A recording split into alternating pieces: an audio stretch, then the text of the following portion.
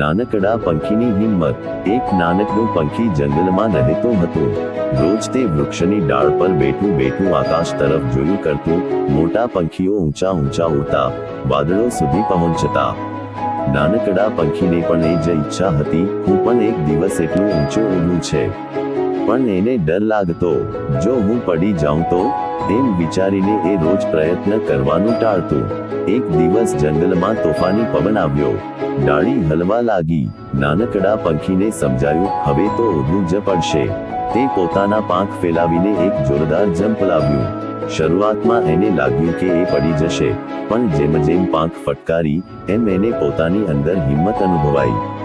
થોડા પળોમાં જ એ આકાશમાં ઊંચો ઉડી ગયો। એને સમજાયું, ડર તો ફક્ત આપણા મનમાં જ હોય છે, હિંમતથી પ્રયત્ન કરીએ તો સપના સાકાર થાય છે। તે દિવસથી નાનકડું પંખી દરરોજ આકાશમાં ગર્વથી ઉડવા લાગ્યું। નાનકડા પંખીની હિંમત। એક નાનકડું પંખી જંગલમાં રહેતો હતો। રોજ તે વૃક્ષની ડાળ પર બેઠું બેઠું આકાશ તરફ જોયું કરતું।